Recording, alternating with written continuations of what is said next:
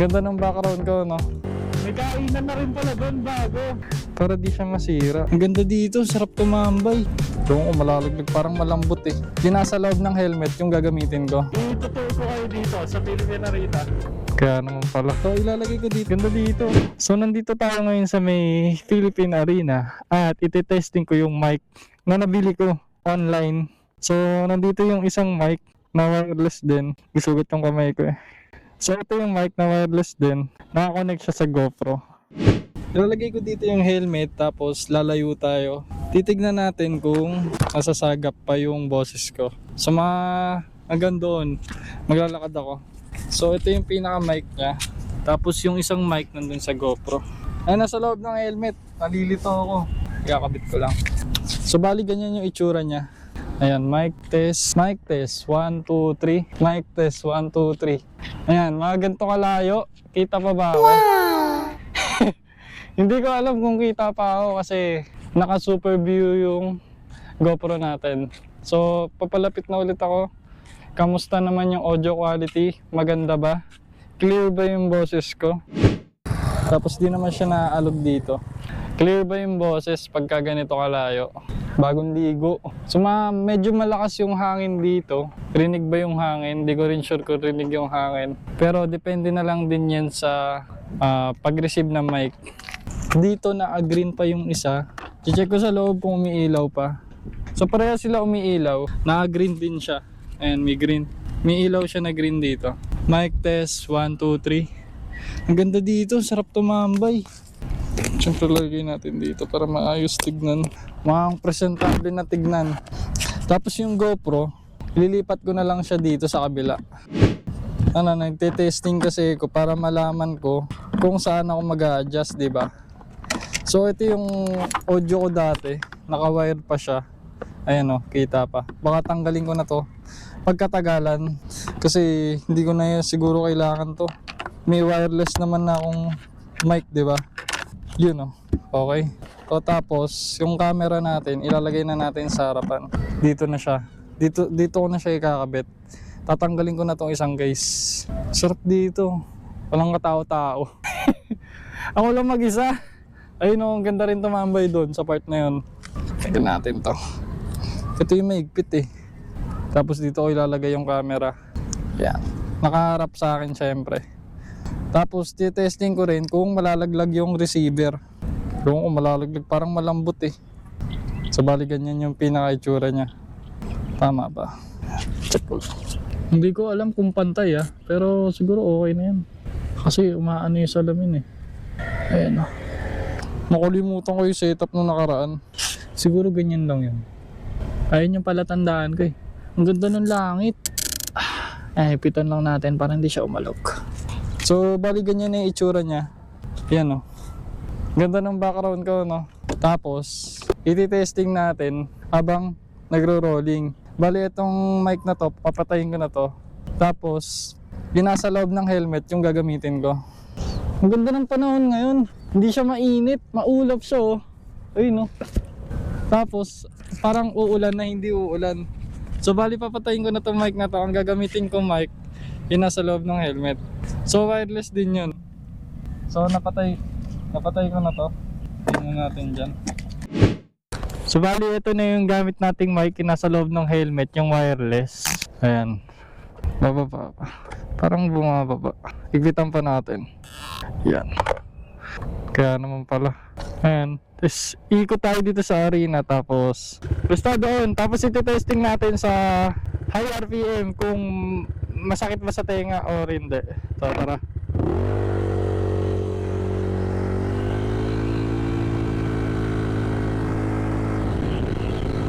Lamig! Ayan, okay naman siya, stable naman, hindi naman siya mabagsak.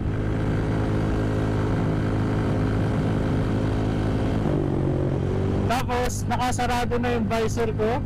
I'm not sure kung sabog ba yung sa boses or hindi.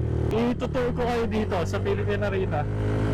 So, ito yung mismo Philippine Arena, andyan, ayun o. Tapos doon ako nagmamontage. Minsan, pagka trip ko, is pwede tayong kumaliwa dito. Kakaliwa tayo. Ayan. Tapos dito yung parking nila. Ayan, diretso lang tayo. May kainan na rin pala doon bago. Kasi nung last na pumunta ako dito, wala pang kainan. Masarap na talaga tumambay dito ngayon. So dito, laki ng space kung makikita nyo. Papakita ko sa likod Ano to? May laruan pa na naiwan. Dito masarap mag-montage. Ayan Tignan mo yung likod ko. Yan. So, umaalog to. So, kailangan ko lagyan ng tape para di siya masira. Ayan Ang ganda ng langit, di ba? Wala masyadong pupunta dito pagka gantong oras. Ayun Ang oras natin ngayon is around 3:30, ganon. Hindi na ako nagdala ng cellphone kasi dito lang naman ako. So bali ganyan. Ganda dito. Sarap tumambay. Pakita ko sa inyo. Ayan Sarap tumambay dito pagka ganyan Tapos may mga tao doon. Banda doon may nakatambay din. Tapos dito may konting sasakyan. Ayan Tapos doon yung court nila. Yung court, basketball court tsaka badminton court, meron sila doon. Ayan. Oo nga pala, nakalimutan ko, may swimming pool pala dito sa loob niyan. So, itatry ko naman ikabit dito sa helmet ko. Sa helmet ko na siya i-mount para may point of view tayo, di ba? Mas maganda pala, may dalang tripod dito, So, ikakabit ko lang sa helmet. So, bali ganyan na magiging scenario natin. Ganyan. Ayan So, pagka ikakabit ko siya sa helmet, kailangan ko siyang tanggalin. Kailangan kong gumilid para ikabit. Unlike sa mga bagong labas na action cam, yung madali na lang siya i-mount. Yung parang i-snap lang ba yun, yung may magnet. So, wala pa tayong budget para sa ganong camera. Kaya, pagtasagaan muna natin to. Madali lang naman siya ikabit Dito lang naman yun i-mount dito ulit. So, yan, nakamount na ulit siya sa helmet ko. Kaya, ginagawa tong vlog na to kasi gusto ko makita yung resulta nung quality ng audio nitong nabili kong wireless mic. Kung maganda ba siya or hindi. Kaya nagte-testing ako ngayon pero parang isang buong vlog na din. Ang oras pala natin ngayon is 4:19 pero sa pagkakaalam ko advance yung orasan nitong motor ko. Para syempre hindi ako nalilate pagka aalis ako. Iikot lang tayo sa pinaka-parking. Oo nga pala, pagka papasok kayo dito, may bayad siya. Ang bayad sa motor is 50 pesos. Hindi ko lang sure ngayon yung bayad sa sasakyan kasi nakalimutan ko na. Hindi naman ako din nagdadala ng sasakyan dito sa Philippine Arena. More on motor lang ang entrance sa parking. So yan, may mga carousel sila dyan para sa mga bata. Hindi na siguro umaandar yan. Ayan, hindi na siguro umaandar. Siguro pag may event, tsaka lang nila pinapaandar. Tapos may mga nagbabike na din, mga nagja-jogging. Kung gusto niyo mag-jogging, pwede kayo pumunta dito. Yun Tapos dito may malaking stage. Kasi ito parking lang din. Tapos yung mga naglilinis, may nakatambay, chill lang. O dun yung court nila. I'm not sure kung may daan dun. May CR din pala dun Ito, court din pala to. Shawarma. Alam ko na tong content na to. Philippine Arena Parking Tour. So di ba, sobrang basic. Ayun, ganda dito. Lalo na pagka may mga tambay kayo, tambay, pwede dito. Ayun, badminton. Tapos sa inyo CR. Ang daming spot na pwedeng tumambay dito at magpicture.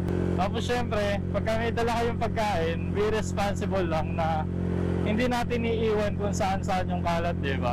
Yan, pabalik na ulit tayo dito. Dito tayo pumasok kanina. Yung nakalagay dito yung camera. So, yun, nagtatrial ako kanina Tapos dito na tayo dadaan. So, hanggang dito na lang ang ating vlog. Sana nagustuhan nyo at sana nagkaroon kayo ng idea. So, yun, maraming salamat sa panonood. See you next vlog.